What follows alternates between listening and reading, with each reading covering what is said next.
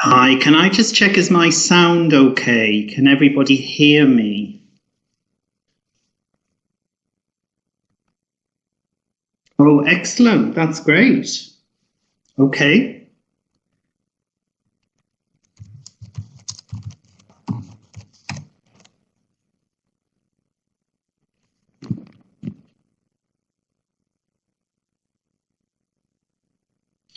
All right, everybody. Well, I'd like to start by saying thank you to all of you for coming this morning, bright and early. I was in Romania last time in February as a face-to-face event for Cambridge, and I'm really pleased to be back today virtually with all of you. And I hope to be back physically sometime in the future in Romania. So thank you very much, everybody, for coming this morning. So what we're looking at today is a fun and physical approach to exam preparation. And I'm going to be using examples from a new Cambridge course, Fun Skills. Okay, let's get started then. So this is my menu for you today. When I'm working with children in the classroom, I always share with them the menu for the day to give them a sense of purpose and a sense of focus. And this is what we're going to be looking at today. First of all, our dual role as teachers. So it can often be challenging when we're trying to balance the roles of being a teacher of English to children and also being a teacher of exams. And that can be a very difficult balancing act. And also not just for us as teachers, but also for children. There can be a number of challenges when they are trying to get ready for these exams and develop their English. So I want us to explore very much today, what are the issues in exam preparation? And then think about best practice in primary English language teaching, and then how we can get the balance right, how we can balance both preparing children for exams and best practice in primary English language teaching. And then we'll move on to look at some sample tasks from Fun Skills. Okay, so that's our menu for today.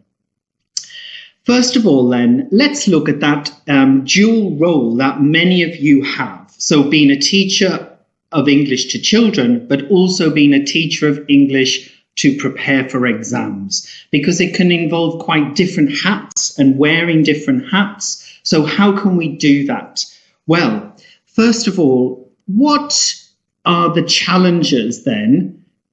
Think about some children you teach. So I put some photographs here of children in classrooms. Think about in your mind's eye the children that you teach in your classroom. So you might want to just close your eyes and think about your students. What are they doing in the classroom? What are they thinking?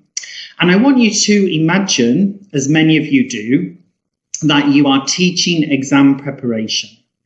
What kind of challenges do the children experience when they're trying to prepare for an exam in English? Can you just type your ideas in the chat box, please? What kinds of challenges do children have in your experience? Yes, it is hard work, absolutely. Yeah. So the traditional way, the different task types, yes, that's a really particular challenge with the exams, isn't it? Getting children familiar and helping children be familiar with the range of task types. Parents' expectations. Absolutely. Concentration, peer pressure, self-confidence. Yes, all of those things. I asked a group of teachers that I work with here, what were their top 5 challenges?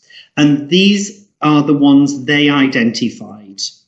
Okay, so they talked about speaking, that A new thing for the exam preparation classes is the importance of speaking. So preparing children to speak with confidence and clearly.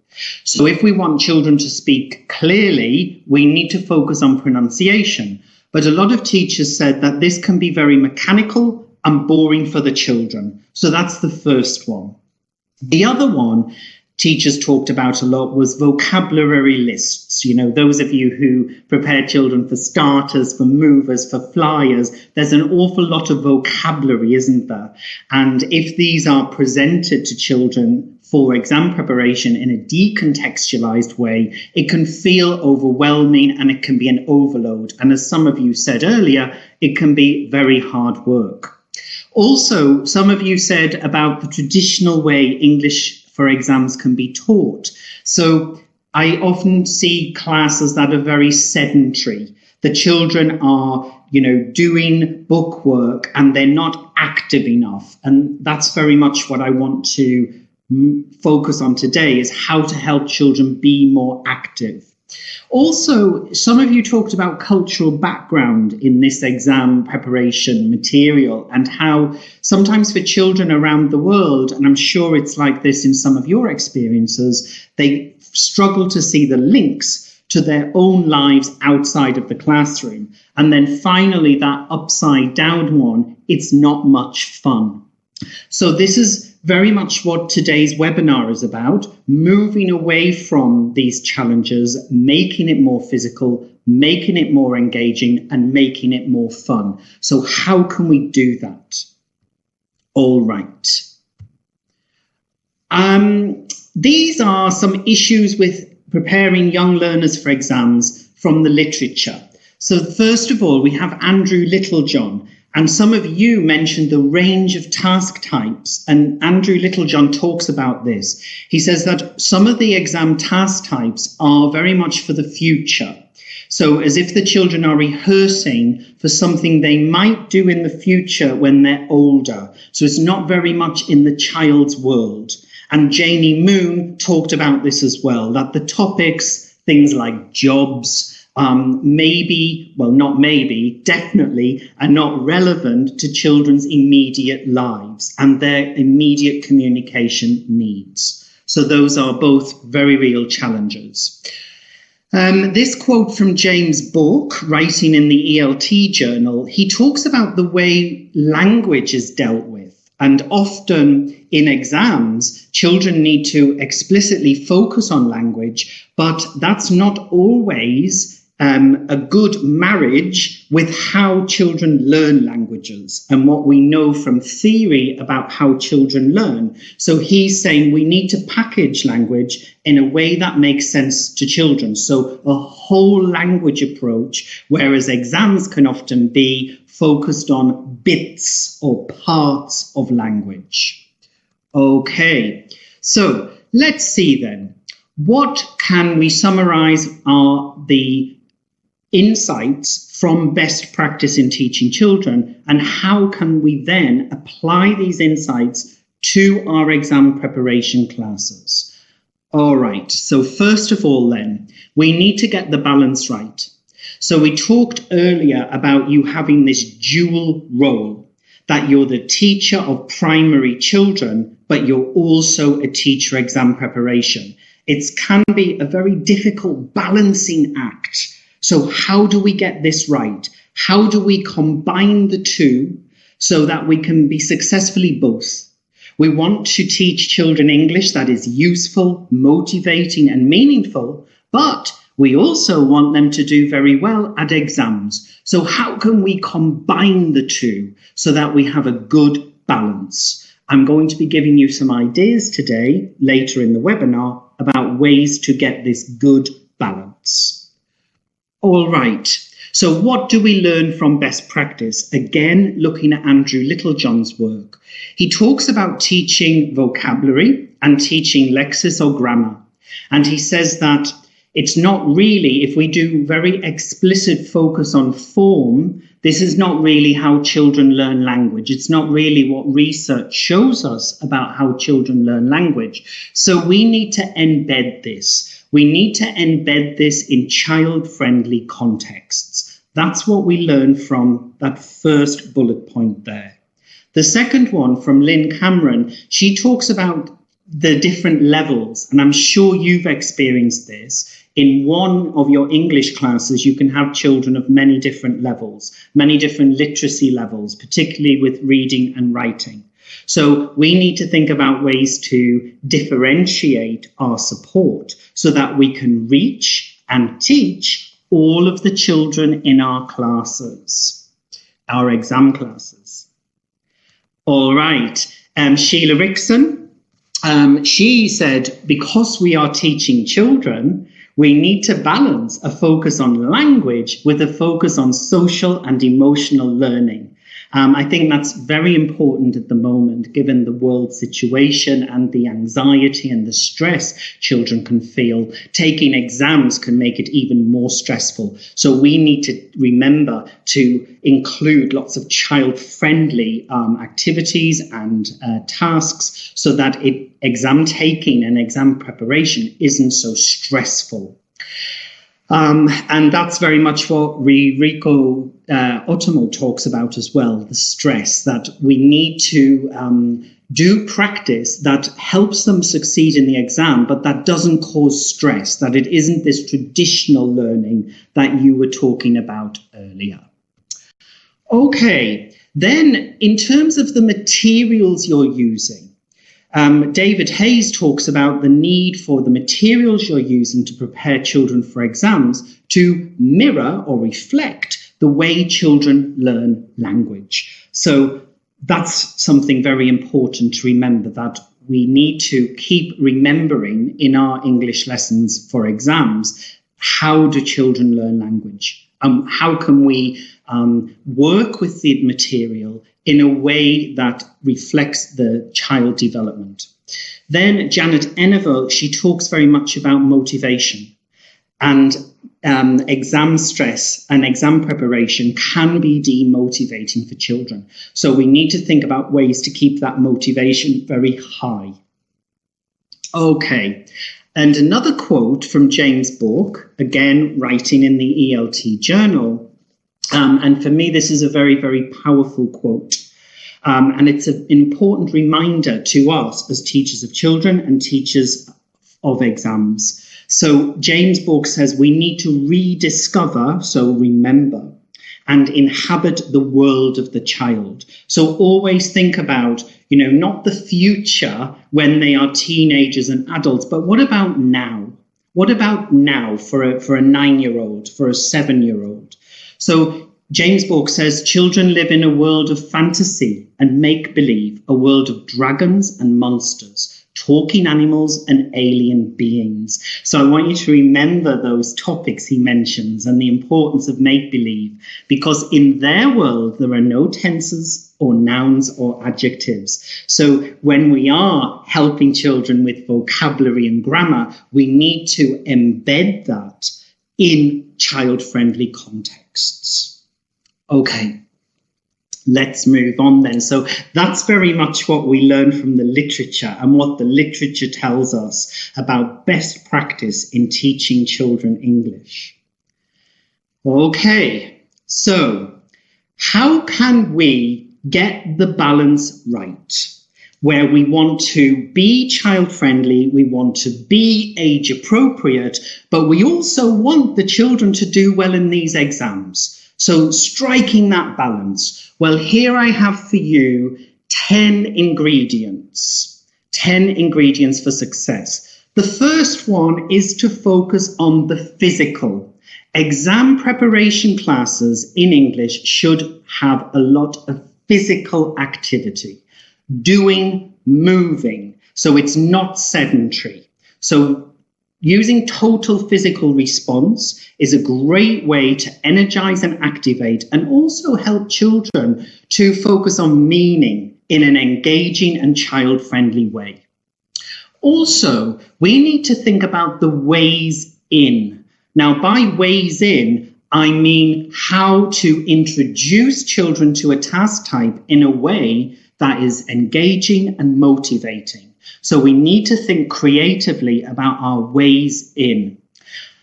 A wonderful way in is actually by using songs, and using songs that are a little bit wacky, so songs that are a little bit unusual, memorable, playful. So these kind of songs can be a brilliant way in, and then linked to vocabulary development and grammatical development, we can put chunks, so useful bits of language, into the songs to help children notice that language and then use it in their exams. We need to, as much as we're preparing for those exams, we also need to think about how we look at assessment. So it's not just assessment of learning through starters, movers, flyers, but also assessment of learning, that we help children see that they are making real progress in their English lessons. And then, to make sure they do make progress, we need to adjust our tasks and adjust our activities so we can give them extra support when they're needed. So we're not just purely language focused on vocabulary and on grammar. We also need to remember to develop sub-skills, the sub-skills of listening, reading, speaking and writing in a way that supports the exam task types. Very importantly, we need to develop visual literacy. So working with pictures, working with photographs, working with images, because I'm sure, as many of you know, lots of the exam tasks include pictures to be child-friendly. So because they are very full of images, we need to use a lot of images in our lessons. Personalization is so important. Remember the literature saying we need to anchor in the child's world. So we need to do that through personalization in our speaking tasks and in our writing tasks. And perhaps one of my favorites of all, we need to have lots of focus on pronunciation, but that focus needs to be fun and it needs to be child-friendly. So rather than phonology, I call this phonology. So we're going to be putting the fun in phonology today. So those are 10 ingredients that help us balance teaching children English and teaching children exams preparation. So how can we do this in a practical way? Let's move on. All right. So I'm going to now share examples with you from the Fun Skills series to make this very clear and very practical. So the first one then, this is starters preparation. Okay, so how many of you teach starters, pre-A1 starters? Just type in the chat box. Who teaches? Okay, many of you. Okay, all right. So this is for you. Okay, so many of you will be familiar with A1 Starters Part 4. Now, remember, we said we want to engage them. We want to grab their attention, keep their curiosity high through different ways in. And one of my favorite ways in is songs. So here you see, look at the picture there. What do you think is the vocabulary and the grammar we're trying to work on in those songs? If you look at the 4 pictures. Exactly, that's right. Rooms in my house. Exactly. Brilliant. So we've got the bathroom, we've got the bedroom, we've got the living room, and we've got the kitchen. Yes. And also, if you look at the lyrics, there's a bee, there's a snake, there's a tiger, there's a lizard.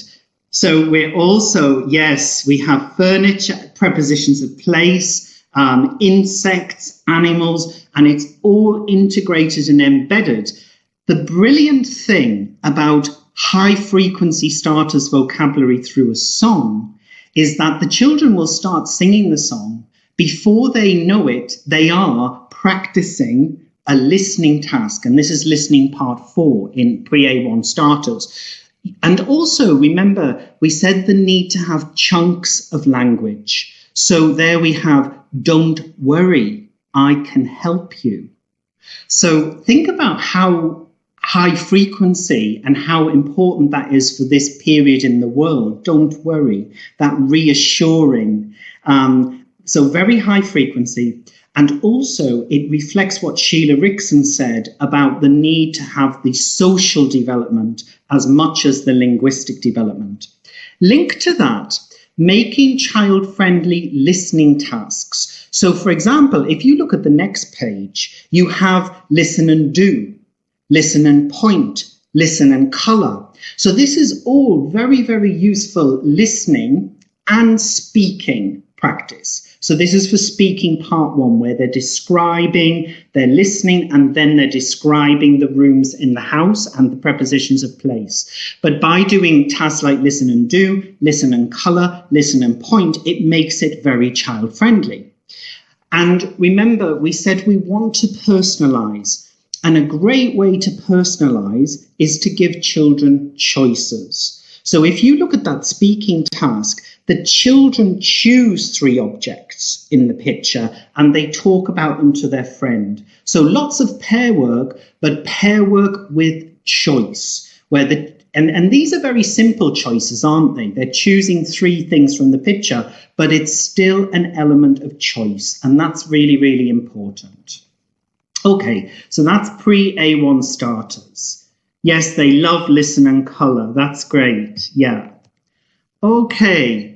Also, pre-A1 starters, this is book 2. The previous one was book 1. So this is reading and writing part 5. And again, a great way into reading and writing is through a song. And this is an action song, and it's all about the animals at the zoo and what they are doing. And so, of course, you guessed it, the grammar point, the present continuous. You know, there's an elephant throwing water over me, throwing water. So you see a very child-friendly use of the grammar structure, and it's embedded through the song. And using the present continuous to describe what's happening in pictures is a very useful exam task, language for exams, where the children have to describe what they can see and what's happening in that picture. So it's a really nice way to embed the focus on the grammar. Also, we talked about differentiation and how we need to provide extra support to some children, depending on their level, depending on their strengths and their needs. Okay, so this one, the next picture, which is all about questions in the present continuous again, let's do a little game to give children this extra support. So dealing with questions is such an important exam skill, isn't it? Especially for the lower levels. All right, so here we have 3 question words. So we need to train the children that when it's a who question, it's about people. When it's a where question, it's about places. When it's a how many question, it's about numbers. Okay, and this is an activity you can do with the whole class. And this is to help them differentiate, and they can work in pairs, they can work in groups. Okay, so type in the chat box for me, who? Which ones go with who? Yes, Mr. Green, my mum, and Sue. Excellent. Which ones go with where? At school. In a tree, in the kitchen. Wonderful. And also how many? Okay, great. And the children can do this in pairs and in groups, and you could make it physical by putting it on cards. You could put it on the board. There are many ways to do this. A useful way to get children to notice language patterns is to colour code. So it's a very, very visual way to do this. Here's an example for you. So by colour coding, you see You can say to the children, because we want to encourage noticing skills, we want to help them notice language. So when we say, what do the red ones tell us about people? What do the purple ones tell us about places? What do the green ones tell us about numbers? So the color coding is helping children notice language patterns. Okay, good. All right, let's move on then to A1 movers. How many of you teach children preparing for A1 movers? Right, many of you teach all of them. That's great. Okay, all right. So this one then, this is for A1 movers, speaking part 1. And we are going in through a chant. Now, we are using a very, very visual and a very engaging focus on this chant. And it's obviously parts of the body. Okay, now these are monsters.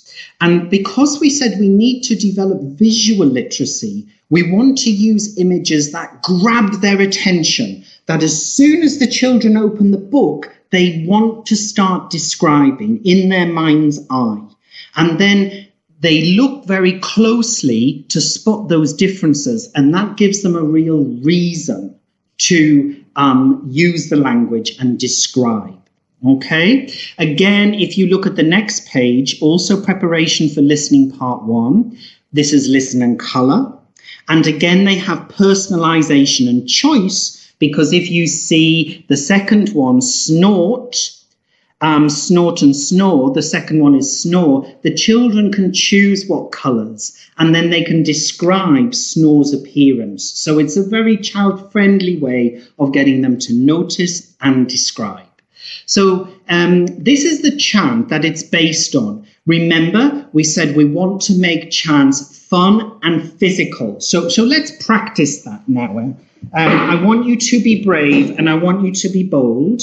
Okay, so let's do the actions. It's got a long moustache. Everybody stand up, be brave, be bold. It's got a long moustache. It's got a curly beard and a long moustache. It's got a long moustache. It's got a curly beard and a long moustache. It's got a thin neck, a curly beard and a long moustache. It's got a thin neck, a curly beard and a long moustache.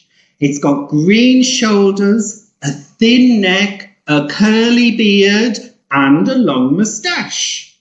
It's got green shoulders, a thin neck, a curly beard and a long moustache. It's got big teeth. Everyone, show me your teeth. It's got big teeth, green shoulders, a thin neck, a curly beard, and a long moustache. Well done. Okay, you get the idea. Now, that's a very different, for me anyway, a very different focus from head, shoulders, knees, and toes. I think you'll agree. All right, so that's A1 movers. That is book 3. Hilarious, I know. Okay, let's move on then to book 4. Now, what is a huge topic in movers preparation? School. Now, school is very familiar to children, isn't it? But they don't always like school, and they often dream about different types of school, don't they? So we're using dream schools here where we're appealing to children's love of make-believe. And this is what James Bourke was talking about. So if you look at the pictures, if you can see them there are 4 different children around the world. And maybe they are in a dream school in the jungle. Maybe they have teachers who are pirates. Maybe they have their lessons in the trees. So you see, this is all movers vocabulary. And it's appealing to the children's love of imagination, okay? And in terms of differentiated support, you can see on the next page, Sage the Squirrel. So instead of all of the tips for exam practice coming from the teacher, it becomes child-friendly because these tips become from Sage the Squirrel, okay? So, linked to that then, the song then provides support for writing. So you see there the different verses about the dream school. We've got adjectives there, so recycling in a fun and a physical way, because the high frequency movers vocabulary has all been embedded in the song. And the song lyrics then provide scaffolding for the children to complete the sentences. And you know, sentence completion is a key movers task type. So the dream schools of the 4 different children, the verses from the song, provide scaffolding for the children to write about their own dream school. And there you see the child at the bottom is dreaming there about the classrooms in their dream school, who are the teachers in the dream school, and the uniforms, the clothes in the dream school. And as you can see, there are 3 choices. So we said the importance of giving children choices there. Okay. So that is A1 Movers, Book 4. Then we come on to, okay, this is for Book 5. How many of you teach A2 flyers? We're moving on to flyers. Okay, lots of you again. Okay, so we said we wanted to help children notice patterns, and we wanted pronunciation to be fun and, if possible, physical. So here's an activity where we're looking at rhyming words. We're wanting to train their ear and sensitize the children to sounds in English that rhyme to help them recognize words. Okay, so have a look there. I want you to type in the chat box pairs that rhyme. So let's do an example together. We have street and meat. Street and meat. Excellent. Red and bread. Brilliant. What else? Beach and peach. Cat and hat. Boy and toy. Now cowboy, toy, street, cheese, park, shark. Excellent. Well done, everybody. Okay, so the children can do this in groups. They can do it in pairs. You can do it on the board with the whole class. Lots of ways to do this. And I've color-coded them because I think color coding is very, very useful to help children notice. So there you can see. So our orange one's street and meat, red one's now and cow, purple one, shark and park, and so on. Okay, so why are we doing this? Well, we're doing this as preparation for the material. So this is Book 5, and again, it's a song. It's all about me. So this song has a very Hawaiian feel, actually, I think, and which is fun and appealing for children, you know, who are 10, 11, 12 years old. And the thing about this is we have helped them with the rhyming words through that activity, shark, park, beach, and so on, to help them predict. So prediction and listening to check predictions is a key exam task type, isn't it? Especially for the A2 flyers. So we've done that activity to help them predict, and then they are going to then work together, see what they think the lines are, and then listen to the song to check. And prediction and checking predictions is useful for many parts of the flyers exam. Okay, speaking then, we said they need a lot of personalized choice, and the song provides a scaffold as a frame to help them speak. And so we need to always think about ways we can really use our songs to help them with the speaking and the writing. So the receptive skills are helping the productive skills. That's Book 5. All right. This is actually Book 6. And this is, again, using visual literacy as ways to get children curious and ways to get them interested. So another very, very common topic for children is animals. But this is animals with a difference, because these photographs of animals are quite unusual, aren't they? You see the lion with the sunglasses. immediately their eyes are on that image. So you're wanting to capture their imagination. And also, a way to get them curious, you see the photographs of the animal footprints. So instead of the usual photos of animals in different habitats, we have the different footprints in the habitats, and then the children have to work together and guess. I think these are lion footprints. I think they are giraffes footprints. So giving views based on the picture, a key exam task type, isn't it? So this is to help them notice. And we are building up their vocabulary and we're building up their structures through our use of image. Again, images and artwork on the next page. This is for reading part 7 and reading and writing part 7. And lots of teachers say this is challenging for the children and for the teachers to teach as well. So again, using humorous artwork, such as this photo story, this picture story of a trip to the jungle that has humor, really motivates the children to talk about it.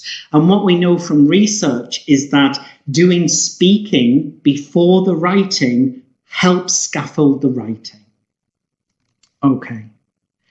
Also from book 6, so this is the highest level book, again, the use of song. And I wanted to kind of demonstrate for you one of the songs in the book. And again, we want it to be fun and we want it to be physical. And TPR, as we said earlier, is a great way to get children using the high frequency vocabulary related to the topic. So this is a way for you to embed the flyers vocabulary and activate children at the same time. So this is one of my favorite flyers topics, going into space. And again, I don't know what your neighbors will think, but I want you to be brave and I want you to be bold because we are going to do this song. So this is book 6 and it's Let's Go to Space. Now, I'm going to show you the actions. So we'll demonstrate the actions and then we'll do the actions with the song. So I hope you can see that there. The first one is I want to be an astronaut. So this is the action for astronaut, walking on the moon. And I want to fly around. So I want to fly around the planets. I want to take a rocket to the stars and take photographs of Jupiter and Mars. So take photographs of Jupiter and Mars. You see how the action is really supporting the children with meaning. Okay, but how will I feel alone in a spaceship, looking down at Earth far away? So looking down at Earth far away. How will I feel? Will I feel sad, alone? But what do I need? A friend. So I want to call my friend to come on my space holiday. Now, very important message for the moment. I think I will be fine. I think I will be fine on my space holiday. Okay, so those are the actions. I want you to be brave. I want you to be bold. Stand up and let's have a go. Okay, I want you to lift off the roof. You don't need to sing. You can lip sync the words. I feel lip syncing is a great technique for teachers of English because it's not you dominating. It's the children who need the pronunciation practice, not the teacher. So let them sing with gusto. Let them lift off the roof. You can mouth the words. Okay, so we're going to do the actions. We're going to lip sync the song. Are you ready then? Okay, ready? Stand up. Be brave. Okay, good. Excellent. Ready?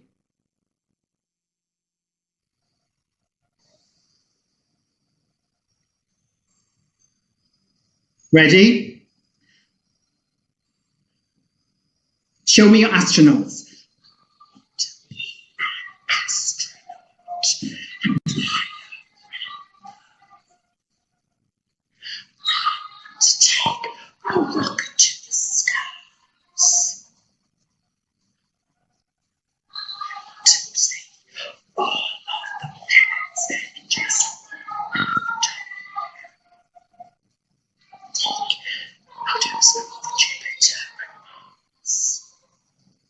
Ready?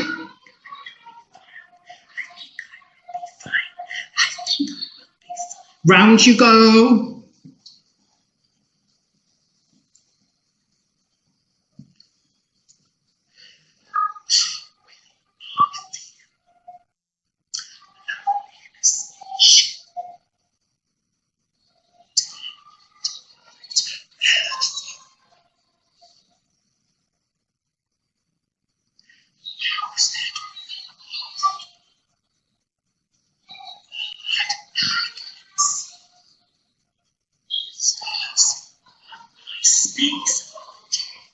Ready?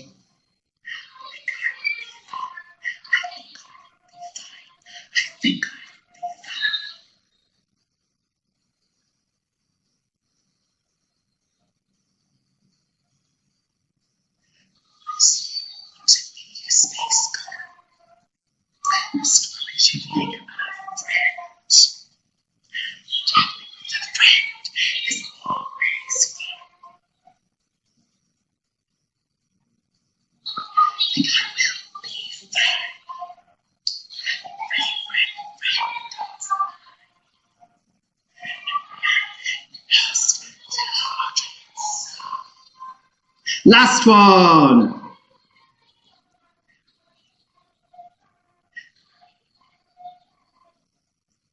And the final.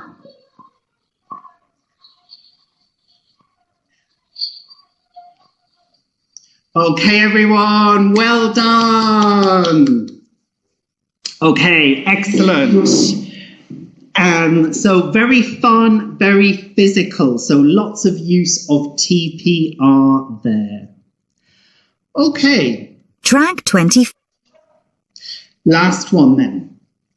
So let's pull that together then. All of the things we've talked about this morning.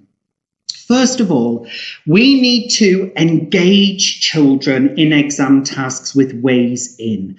Now, creative ways in are using images, using songs, and so on. So we really need to find ways in to grab their attention and keep them curious. We also need to help children notice chunks of useful language in the songs and in the stories, because by helping them notice, color code, and then do fun and physical pronunciation, we then help them to use those chunks of language. Also, think about ways that you can adapt exam tasks a little bit to make them more fun and make them more physical. So building in TPR, getting children doing the actions are all ways to energize and motivate. Songs are great to help children grasp key exam language. So the useful starters, the useful movers, and the useful flyers vocabulary. Making our focus on pronunciation fun, so phonology, really, really important, because speaking is such a key component, isn't it, of both starters, movers, and flyers preparation. Trying to find ways to differentiate support, incorporating pair work, incorporating group work, and also before the children do a language task, making it into a game. And we saw that with our question game, didn't we? Visual literacy, so important. This is a useful skill for children in general, because we live in such a visual world, don't we? But it's especially important for these exam preparation. So working with photographs, working with pictures, working with images, and keeping the children curious. The more unusual the pictures, the more they're going to want to use language to describe those pictures. Crossover preparation refers to useful tasks that help with different skills. So we saw lots of examples there of scaffolding where the song was helping with speaking, and then the speaking was helping with writing. So very integrated skills approach. And very, very importantly for children, even at the youngest of ages, is giving lots of choices where they can choose according to their preferences and their interests really, really helps to motivate and keep that engagement high. So personalization is so, so crucial. Okay, so those are my top tips for you in ways to balance both being a teacher of English to children and a teacher of exams. Okay, so my final message today for you all is, while you're developing skills for exams, have fun. All right, everybody, there's my references. Lots of those are freely downloadable. So you can look at the PowerPoint after this session. You can type those into Google. Lots of those are freely downloadable publications if you want to read more. Okay. All right, and this is the series that I was talking about, and these were the books I used examples from. So you can see the 6 books and the different starters, movers, and flyers levels. Okay, finally then, any questions from you about anything we've talked about in today's session? Please type your questions in the chat box if you've got any.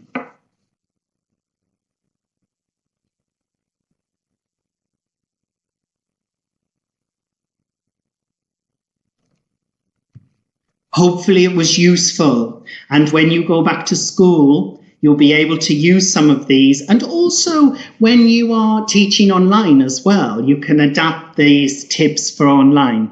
So here's a question from Iona. Some children from the upper levels of primary consider songs childish for them. This is true. This happens in a lot of contexts when they feel that course book songs are too childish, and what we've tried to do is select songs that are a little bit wacky and a little bit unusual and a little bit fun. So experiment with songs like the Hawaiian one, Questions About Me, because that one has a bit of a Jack Johnson feel, actually. And also, I think you can try and experiment with authentic songs and really adapt the task types for the starters, movers, flyers for these songs. It depends how old the children are. Need to be a little bit careful with lyrics because sometimes they're not appropriate for children, are they? But there are child-friendly versions of authentic songs that you could ask the children, what songs do they like? What are they listening to? And then think about with your colleagues, could you use these songs for exam practice for the listening tasks, and then share your ideas together. What's your favorite assessment method in online teaching? Oh, well, I haven't done much online teaching, and here in Norway, we're actually back to face-to-face teaching. But I think really focusing on assessment for learning. So giving the children opportunities to reflect on their learning and give you lots of responses. So things like doing the exit cards. What have we learned today? What do you need more of? What do you need less of? And really getting their input and having them reflect on their own progress, I think, is very important, especially for online. And having the children give you feedback is really important. And so them telling you what they feel they need more practice with, and then that can help you decide for the next lesson. So I think adopting an assessment for learning approach is really important, both for the face-to-face classroom and online. Okay, how can we test the children for YLE exams online? Now, that would be a question for Cambridge University Press and Cambridge Assessment. So are there mock tests available online?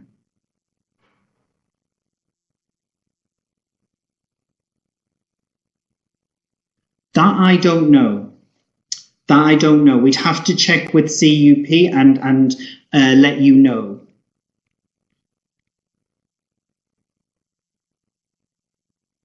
But we need to keep it fun and we need to keep it physical, even when we're doing online practice. And that's a danger, because what I've done with you today is very much for the face-to-face classroom, but I think it can be adapted for online. We need to keep the physical and we need to keep the fun, whether it's online or face-to-face. That's very important. And there is the danger that when we move online, we lose the physicality. So what we've tried to show you today is, encouraging the children to be brave and to be bold, to do the chant, to do the songs, etc. So don't be afraid to, you need to show them. And then if they see you're not inhibited to do the actions and do the songs, then the children are more likely to do that as well. Yes, I can show you the books again. That's fine. Yes, excellent. Oh, and the World of Fun is actually very useful. This website from Cambridge, the Cambridge Starters, Movers, Flyers World of Fun site, that will give you interactive online practice. So that's very useful. Those are the books. So you have 2 books for each level, and Fun Skills is very much focused on the development of the 4 skills: listening, reading, writing, and speaking. And they have been written to give extra support around the skills in a fun way. So you probably be using Fun Skills as well as your main exam preparation course book, rather than instead of. So it's a supplement to give the children that boost to their English. Okay, Amelia, so you're not going back to face-to-face. That's understandable. So try and experiment with some of the ideas we've shared today in the online format. And please let your colleagues know, people who are attending today and others, how it goes and what changes and what adjustments you needed to make. But I think you can actually use a lot of the ideas, the visual literacy ideas, working with images, working with pictures, can be done both virtually and physically. Any other questions?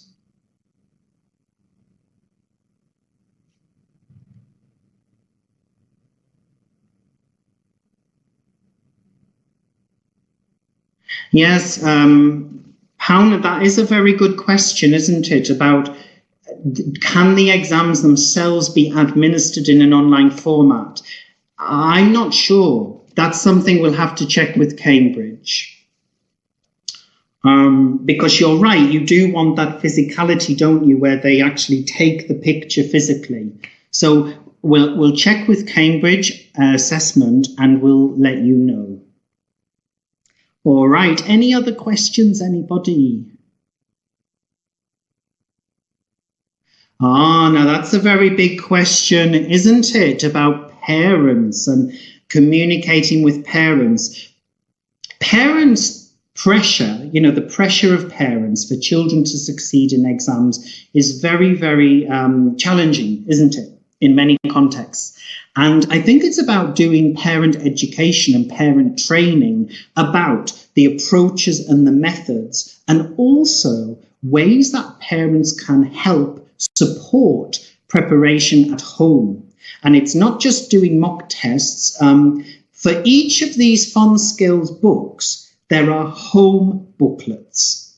And these are not workbooks. They're actually books to engage parents and engage families in the tasks and activities. So for each one, there are 6 home booklets, and they are fun, they're practical, they're hands-on, and they're a way for parents to understand the methodology and understand the teaching style that you're using in these materials.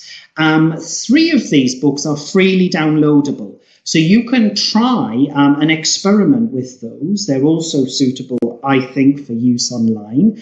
Book 2 and book 2, 3 and 4 are available to download. So you can go to the Cambridge website today and download freely those 3 home booklets for fun skills, and then see whether you could encourage parents to use those with their children at home.